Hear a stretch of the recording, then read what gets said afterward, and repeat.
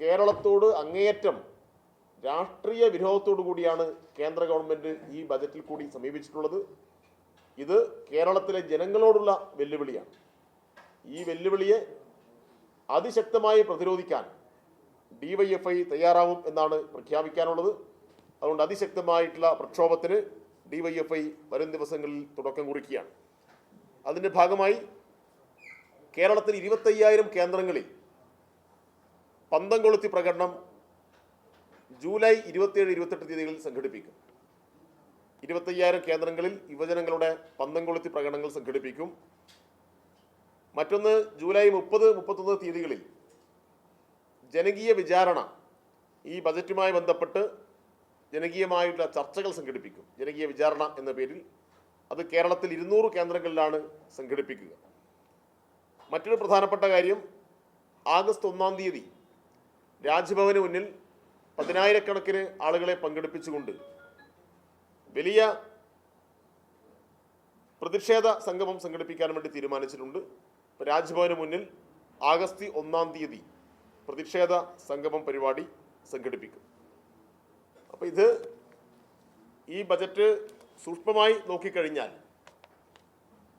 കേന്ദ്ര ഗവൺമെൻറ്റിനെ നിലനിർത്താൻ ആരാണോ സഹായിക്കുന്നത് അവർക്കുള്ള ഒരു ബജറ്റ് മാത്രമാണ്. ഇതിനെ യൂണിയൻ ബജറ്റ് എന്ന് വിശേഷിപ്പിക്കാൻ വേണ്ടി കഴിയില്ല. ഇപ്പം 2014 കേവല ഭൂരിപക്ഷം ഉണ്ടായിരുന്നു, 2019 കേവല ഭൂരിപക്ഷം ഉണ്ടായിരുന്നു, പക്ഷേ 2024 കേവല ഭൂരിപക്ഷമില്ല. അപ്പോൾ ഇപ്പോൾ ഭൂരിപക്ഷത്തിലേക്ക് എത്താൻ വേണ്ടി ആരാണോ സഹായിച്ചത്, ഇപ്പോൾ ചന്ദ്രബാബു നായിഡുവും അതുപോലെ തന്നെ നിതീഷ് കുമാറുമാണ്. അതുകൊണ്ട് ആന്ധ്രയ്ക്കും ബീഹാറിനും വാരിക്കൂരി കൊടുക്കുന്നു.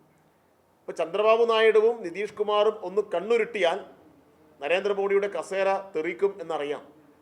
അതുകൊണ്ട് അവർ ചോദിച്ചതെല്ലാം കൊടുത്ത് രാജ്യത്തിൻ്റെ ഫെഡറൽ തത്വങ്ങളെയാകെ മോശപ്പെടുത്തിയിരിക്കുന്നു. അത് ഭരണഘടനാപരമായിട്ടുള്ള ഒരു കാര്യമാണ്. അപ്പോൾ യഥാർത്ഥത്തിൽ ഭരണഘടനാ വിരുദ്ധമായ നിലയിലാണ് ഈ ബജറ്റ് പ്രഖ്യാപനം എന്ന് തന്നെ പറയേണ്ടി വരും. ഇതിനെതിരായി പ്രതികരിക്കാൻ എല്ലാ വിഭാഗം ആളുകളും മുന്നോട്ട് വരണം എന്നുകൂടിയാണ് ഈ അവസരത്തിൽ അഭ്യർത്ഥിക്കുവാനുള്ളത്. അത് 25,000 കേന്ദ്രങ്ങളിൽ ജൂലൈ 27-28 തീയതികളിൽ പന്തം കൊളുത്തി പ്രകടനം നടക്കും. 29-30 തീയതികളിൽ 30-31 തീയതികളിൽ ജനകീയ വിചാരണയാണ്. അത് ബജറ്റുമായി ബന്ധപ്പെട്ട് വിവിധ മേഖലകളിലെ ആളുകൾ പങ്കെടുക്കുന്ന ചർച്ചയാണ്. അത് കേരളത്തിൽ 200 കേന്ദ്രങ്ങളിലാണ് സംഘടിപ്പിക്കുക. ആഗസ്റ്റ് 1-ാം തീയതി രാജ്ഭവന് മുന്നിൽ നമ്മുടെ പ്രതിഷേധ സംഗമം സംഘടിപ്പിക്കും. അതിൽ ആയിരക്കണക്കിന് ആളുകൾ പങ്കെടുക്കും. അഖിലേന്ത്യാ തലത്തിലും വലിയ പ്രക്ഷോഭത്തിന് തുടക്കം കുറിക്കുകയാണ്. അപ്പോൾ കഴിഞ്ഞ ദിവസം ചേർന്ന അഖിലേന്ത്യാ കമ്മിറ്റി തന്നെ അതുമായി ബന്ധപ്പെട്ട രാജ്യവ്യാപകമായ പ്രക്ഷോഭത്തിന് ആഹ്വാനം ചെയ്തിട്ടുണ്ട്. മറ്റൊന്ന്, അഖിലേന്ത്യാ തലത്തിൽ പ്രതിപക്ഷ യുവജന സംഘടന നേതൃത്വത്തിൽ കഴിഞ്ഞ ദിവസം ഡൽഹിയിൽ തന്നെ ഒരു സമരം നടക്കുകയുണ്ട്. അത് ബജറ്റിന് മുന്നെയാണ്. ഇപ്പോൾ കേന്ദ്ര ഗവൺമെൻറ് നടത്തിക്കൊണ്ടിരിക്കുന്ന യുവജന വിരുദ്ധ നയങ്ങൾക്കെതിരായി ശക്തമായ പ്രക്ഷോഭത്തിൽ തന്നെയാണ് അഖിലേന്ത്യാ തലത്തിൽ DYFIയും അഖിലേന്ത്യാ തലത്തിൽ പ്രതിപക്ഷ സംഘടനകൾ എന്ന നിലയിൽ അതുമായി ബന്ധപ്പെട്ട ഇന്ത്യ മുന്നണിയിലെ യുവജന സംഘടനകൾ